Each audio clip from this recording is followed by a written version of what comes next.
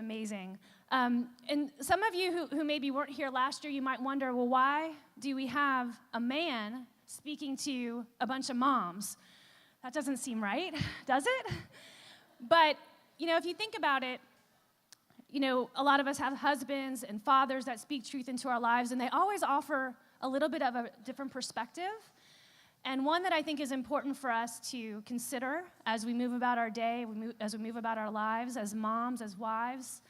And I pray that Pastor Matt is going to really bring just something amazing to each and every one of you today. So without further ado, I will pass the microphone over to him and let him get started. Thank you so much, Pastor Matt. Thank you, Wendy. All right. Man, it's weird having a dude in here, right?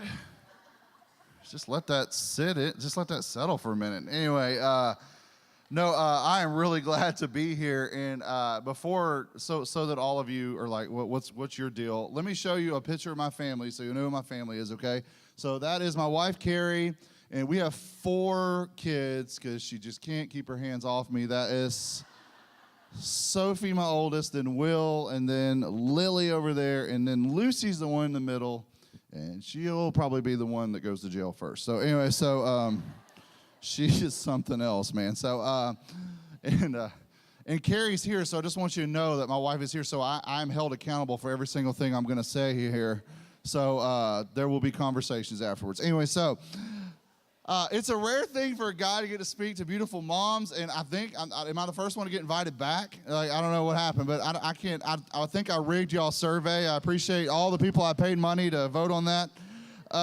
Thank you so much. And no, I'm really glad to be here because the hardest job in the world, you've heard this, is such a cliche thing to say, but it really is being a mom. I could not do it. I would just quit and do something else. Anyway, but I'm so glad Wendy invited me back. I was really nervous, though, when Wendy invited me back because I have one message for moms, and I totally used it up last time I was here. And then I was like, what are you going to do now? Like, so I really actually created something special for you guys. This is just for you, exclusive stuff here, and I'm really excited because I did want it to be very special.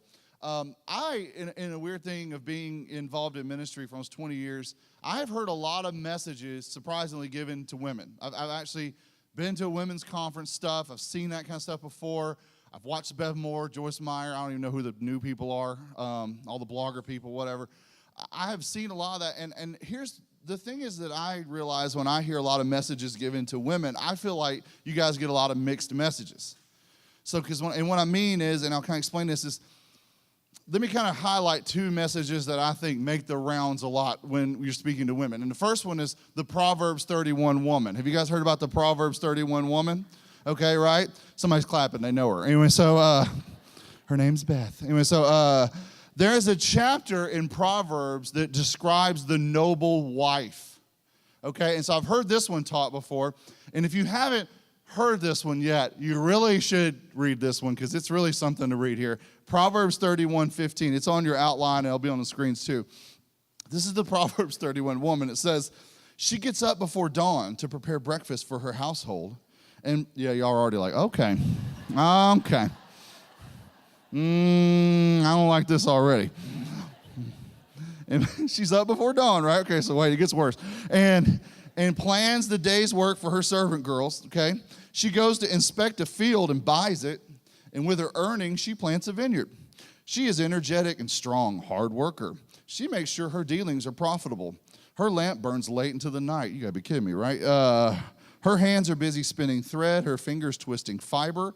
She extends a helping hand to the poor and opens her arms to the needy. She has no fear of winter for her household, for everyone has warm clothes. She makes her own bedspreads. She doesn't know about Etsy. And she dresses in fine linen and purple gowns. All right, let me just stop. That's enough. I feel like that's enough. So I hear that preached, right? And it's like, I read this and I go, man, she's a busy bee, right? I get that. Like, wow, that's a little overwhelming. She's up before the sun, and she stays up late. And she's always in a good mood. So that lets me know something's not right there. She's supposed to be kind of the model woman in this Proverbs passage during this time. And by the way, let me just kind of describe this in case you're kind of just already discouraged. When you read that, she had servant girls, okay? Just let that sink in for a second. I think you'd run your house a whole lot better if you had a staff too, okay? I'm just being honest. Like some of you are like, well, I plan to work for the servant girl. I mean, well, yeah, she's got a team effort here. Yeah, I'd go buy a vineyard too, so I mean, whatever. So there's the Proverbs 31 woman, okay? So I hear that one taught a lot. And then the other one I hear a lot is typically about Mary and Martha. Now, have you heard the story about Mary and Martha? It's real short. And if you're not familiar with Mary and Martha, let me go ahead and describe the scenario. Martha is a Proverbs 31 woman, and Mary is her lazy little sister, okay? So let me read this passage to you and tell you, again, this is a real typical women's ministry passage here. Here's the story, Luke 10. It says, as Jesus and the disciples continued on their way to Jerusalem, they came to a certain village where a woman named Martha welcomed him into her home. Her sister Mary sat at the Lord's feet listening to what he taught, but Martha was distracted by the big dinner she was preparing. She came to Jesus and said, Lord, does it seem unfair to you that my sister just sits here while I do all the work? Tell her to come and help me. That's awkward, right? Do you ever tell your guests, like, please tell my family to do things? No, you probably don't. But the Lord said to her, my dear Martha, you are worried and upset over all these details. There's only one thing worth being concerned about. Mary has discovered it, and it will not be taken away from her. So here's the scenario. Mary is listening at the feet of Jesus. Martha's trying to get the meal made. Everybody's at the table waiting on the food, right? And so Mary's not helping. She's just kind of listening, and Martha's getting pretty frustrated. And she tells, but this is what's interesting. Martha says what she says, and then Jesus is like, all right, Martha, settle down a little bit. Mary's doing what's important here. You're obviously distracted. And so the other end of the messages I've heard given to women are like, you've got to slow down. You need to just stop. This is crazy. We need to listen to Jesus. Let's just listen to Jesus. So I don't know what spending all day listening to Jesus looks like. I listen to Jesus, but I don't know what not doing anything and listening to Jesus looks like. I mean, I can't imagine like your husband walking in like, hey, the laundry's kind of pounding. Be like, shh, I'm getting a signal. I don't know what that is, right? So here's the question I have. So I raised up these two stories, very popular women's ministry messages, because my question is, which is it? Are you supposed to be the busy Proverbs 31 woman, or are you supposed to be the spiritual listening Mary? And I feel like sometimes it's like, well, I think Martha was trying to do that, and then Jesus is like, no, and then it's a little frustrating to me. I'm just looking at that going, I mean, is it both?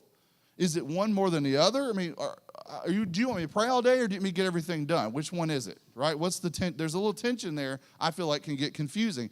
So that's confusing, but let me go down a little side road. On top of that is the expectations on a mom in a social media world that are absolutely ludicrous and insane. I just don't know if you know that. I think we're so used to seeing them. If you ever stop back and go, this is absolute nuts right here, what's happening. Moms on social media always show the highlight reel, but they don't show you what goes on backstage, right? Or when they do show you what goes on, they show it real cutesy, right? It's like, here's my kid that he's outside running in traffic with a knife, but I'm with a selfie in front of you or something, and you're like, you need to go get your kids. Stop posting stuff. Anyway, so they'll do it real cutesy, but like the thing is like, and I'm not knocking. I mean, some of you are like, I did that this morning. Don't get mad at me. Here's the thing. But what I'm saying is we show off our highlight reels, and then you compare your highlight reel to other people's, and that gets weird, right? I really do feel like at some point that there's a company that makes Xanax. And I think they're all sitting in an office at some point going, how do we sell more Xanax? We could do this thing called Pinterest. Let's run with that. I really do feel like they're probably owned by the same people. There's a conspiracy or something. I don't know. But the expectations are ridiculous. Let's just be honest. You're expected to run your spiritual life like Mother Teresa, run your home like Martha Stewart, run your kids around like Joanna Gaines, and at the end of the day, you got to have a calm, quiet beauty of Kate Middleton. That is nuts. I don't know anyone that's doing that. I don't know anyone that's pulling that off. I don't know if you do, maybe, I don't know. But the standards on mom, I think, are ridiculous, and we all know it. That is why Pinterest fails exist.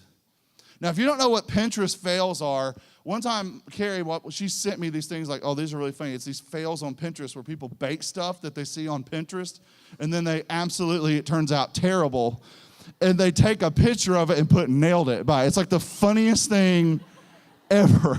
And I mean, I laugh like a child at these. Like, I cannot get enough. Like, I just love them. Let me show you my favorite one. So this is a woman. Those are the Cookie Monster cupcakes. Right? And then just look at those cookies. They're so bad. It's so good. Anyway, I just love it. And I'm in all seriousness, like, and just leave that up for just a second. The joke is it's funny because it's true, right? It's funny because we're like, yeah, I see that all the time, but this is what I'm living right now. Like, this is what it feels like to me. And the thing is that I really do believe a lot of moms, at the end of the day, their life feels like a lot like these cookies do, right? The ones on the bottom. Because it's like I'm behind the ball, I'm frustrated, I'm overwhelmed. This is where I'm at. You can take them down now because they're funny. Anyway, but I think moms put other pressure on other moms too. It's just kind of this crazy cycle of stuff that goes on. So you can't always tell. So here's kind of the tension. You're not sure if you're supposed to be the busy Proverbs woman or you're supposed to be the spiritual Mary. And then on top of that, you're trying to figure out, what are my expectations on myself? And in the meantime of all this, you have your kids who are yelling and wanting stuff, and they're fighting over here, and they're doing something, and why are these clothes piling up? And why do these meal things keep happening? They're obnoxious, right? They just keep happening. Like, oh, I feel like right when I get one done, there's another one. They just keep coming. And what is happening? School lunches. Why do we have to have lunch at school? Like, they're fine. So give them a cheese stick. They're good. Anyway, so, but the thing is that all these things keep coming at you, and then at the very end of the night, after all that, and you're stressed, and then your husband comes in just like he's had no stress all day, right? And so you're sitting there, and then you get on Facebook, and there's your friend posting pictures from the beach house that she's been at by herself all week, and you want to break her face. I just want to break her face right now. And you feel bad about feeling that way. So now let me answer the question. So should you be the Proverbs 31 woman? Should you be the spiritual Mary? Which one is it? Here's my answer to that is the Bible is true. And here's what I mean. I believe all the Bible's true. I actually believe both are true. And what I mean is I believe that moms can look at these two women in the Bible and acknowledge that they need two things. That I think there's two things that kind of get highlighted through those stories that you can look at. I think the Proverbs 31 wife teaches us that moms need a productive routine. That's your first blank. If you're one of those blank follower people. One time I left a blank and got some dirty looks, so I don't want that to happen anymore.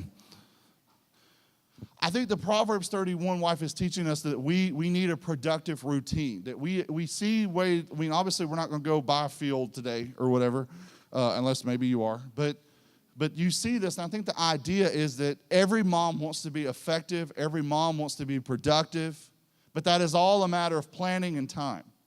That's all that is. Now, let me give you the other blank, because I think that on the other side, the story of Mary and Martha teaches us that moms also need spiritual refreshment. The moms also need to pray, to hear from God, to be refreshed by God, to grow in Him, that we have to have those times. And that is also a matter of planning and time. Now, kind of what I'm saying to tie those up is that moms need a productive routine to live in, but you also need times of spiritual refreshment so you don't burn out. And how many of you, just show of hands, how many of your husbands watch, or men, or your boo, whatever, you watch, how many of them watch racing? Does anybody watch racing? Do your husbands do? Okay, 2 of you. Wow, not super popular here in Florida. Oh, 3. Okay, there we go. I'll take it. Anyway, well, if you've never seen the NASCAR stuff, it's like a left turn for 500 miles. That's really what it is. We're turning left. turn in left. And it's hours of that, just hours. And it kind of gets exciting at the end, you know, like we're like, oh, somebody might win, but that's really it. But the whole thing about the races that are really interesting is that when you're racing, you ever seen the part where the race cars pull over and then all the guys jump on top of the car and they're changing out stuff and it's like an army of people jump on the car and then the car speeds off. That's a pit stop, right? So you're like, don't talk to me like I don't know what a pit stop is. But here's the thing. The reason why they do those is because the car will not make it to the finish if it doesn't take the pit stop. For example, the reason those cars are going so fast, 200-something miles per hour, that if you don't change the tires at those stops, those tires will not last. Like the tires just fall off, burn off, whatever, and then you're done. Like race over, you're done. So you have to take those and change those out. The other thing is they're driving 500 miles, and so you have to refuel to keep going. You're gonna have to get gas in there. You're gonna have to get something in there to keep changing out. So the point is, the pit stop is where you refuel and change out so that you can keep going. If you take the pit stop, you'll get to finish the race. If you don't, you won't. That's just kind of the way that it is. If you, and this is true for moms, if there's not a stop, you're not gonna be able to keep going. If there's not a place where you refuel, if there's not a time where you can get some things changed out emotionally and mentally, you will not keep moving forward. At some point, you're going to have a really big stop, and then it's over.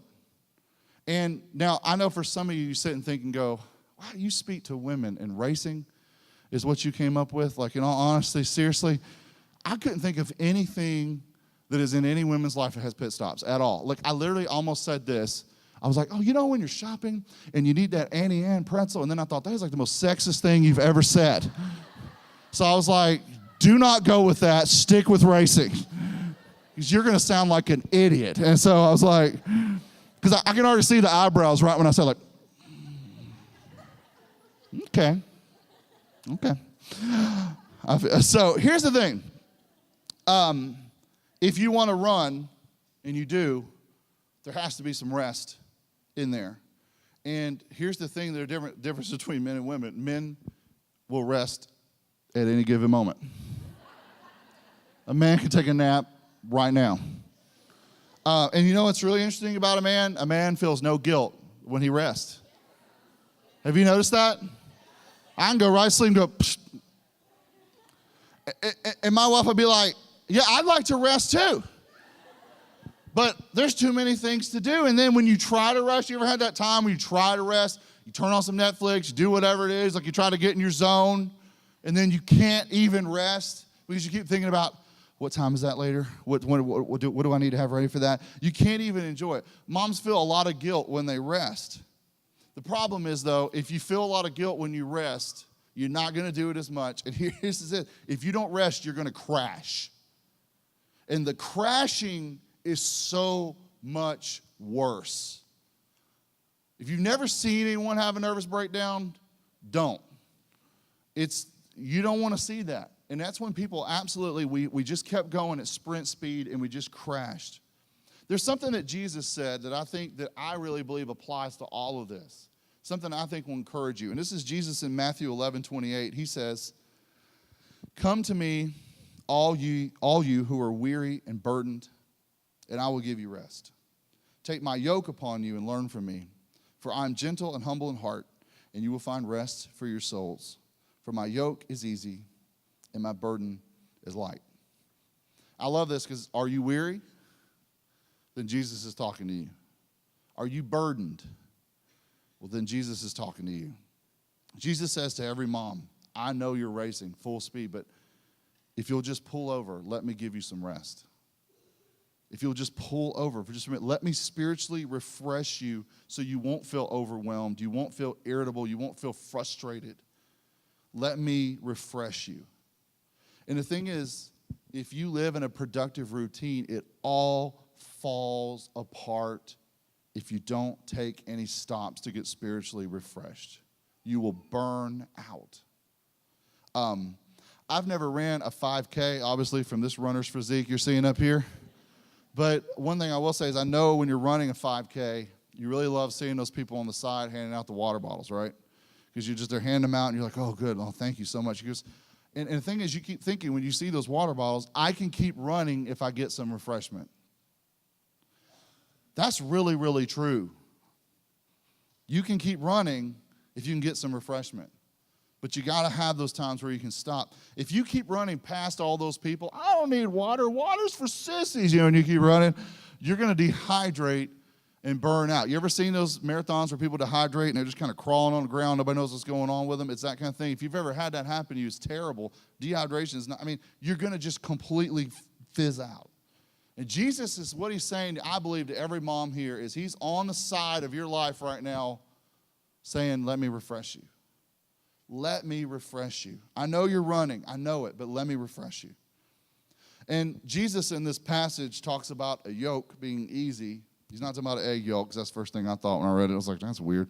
A yoke is an old farming tool. And you're like, oh, racing, farming, this is awesome. When's the bluegrass band going to walk out here? What are you doing? Geez.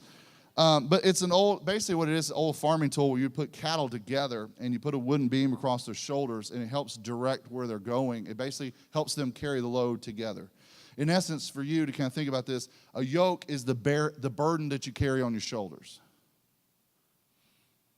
The burden that you have on your shoulders is a lot. You have your expectations. You have your friends' expectations. You have all the things that have to be done. You have all the things that need to be done. Your yoke is heavy. It's a big burden. And what Jesus is saying is, take my yoke on you. My burden is always going to be lighter than yours. And just for a moment, spend time with me, because you know how my yoke is easy? Because there's no pressing stress. There's no judgmental glances. There's no rush. There's no expectations. It's just me and you. And I want you to rest in me. Take my yoke on you. And taking some time, I think if I take Jesus' yoke on me, I take those things off for just a minute and just be reminded, not of what I need to do, but who I am. Of who God says that I am. Of the fact that God has got a lot of this under control that I'm trying to control. And having that moment where I can just rest in him. Time with God, time with Jesus is easy because it's rest. It's his yoke. He says, I'm gentle, I'm humble in heart. My yoke is not your yoke. But you know what's interesting, though? When you take that off and you get back into the real world and you put your yoke back on and you get ready to carry back those burdens, when you put yours back on, it's just a little bit lighter. It's just a little bit lighter. The pressure's still there, but you're better. You're in a better place. The demands are still there, but you feel more centered. You feel more focused. You allowed Christ to love on you at a moment that you needed it, and now you're better. You can't finish a race without pit stops. You can't finish a 5K without water. And some of us, for whatever reason is driving you, we run too fast. We go too fast. We just do so much. And here's what a productive routine's not going to last if there's no time to spiritually refresh. It can only be productive for so long. Stop feeling guilty for pulling over. That's what I'm basically want to say to you too. If you don't, you will burn out. What does that look like for you? Let me just say it to you in case you fell asleep or you're still confused about those passages earlier. I need to live my life at a sustainable pace. That's kind of basically what I want to tell you. All these things, the productive routine, the spiritual refreshment, the essence of this is that I have to live my life at a sustainable pace. You've heard that term before. Here's what that means. It means that I keep moving, but I slow down at times so that I can keep moving. I need to keep moving. Monday, Tuesday, Wednesday, all those things are coming right at me. Next week's going to happen, right? Those things are happening.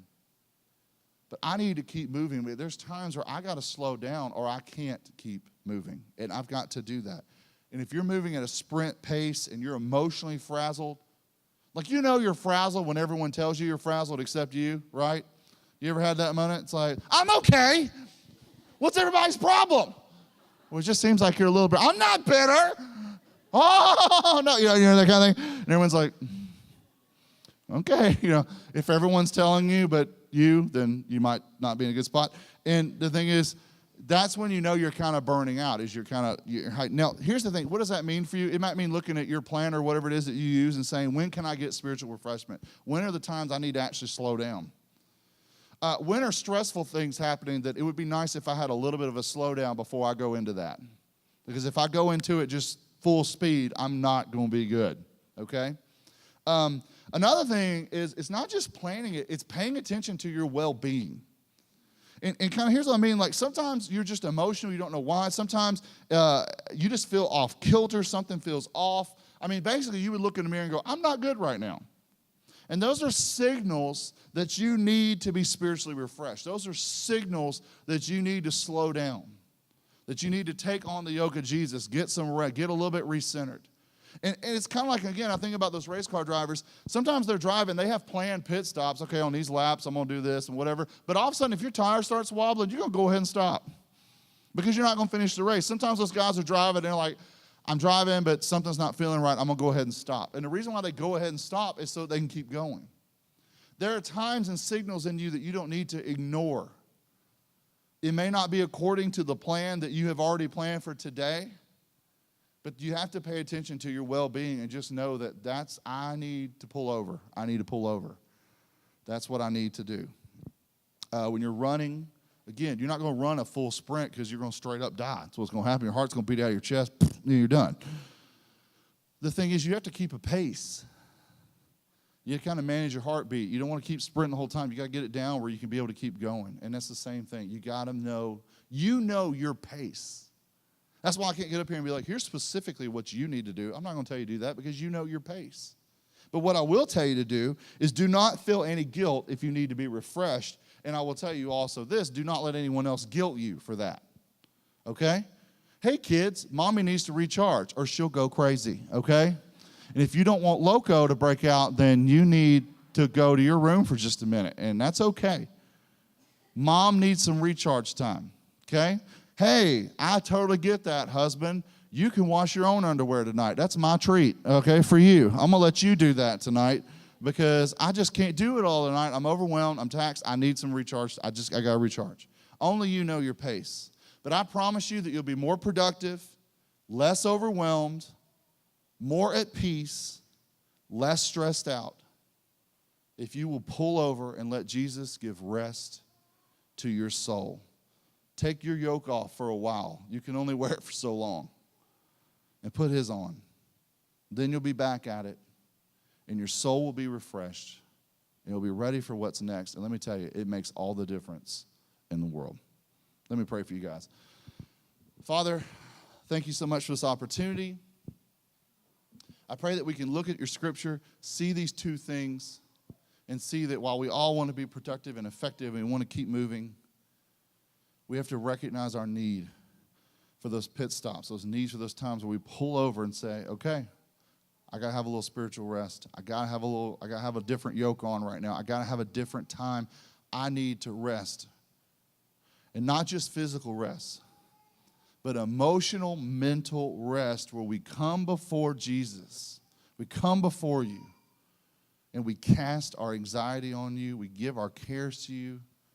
And we're reminded of who runs this thing after all. And at the end of the day, who knows how those cookies are going to turn out? But all we know is it makes a world of difference with a refreshed soul. I may not meet everybody's expectations. I may not even make my own. But taking care of your soul is the most important thing you'll ever do. And it's in Jesus' name we pray. Amen. Yeah.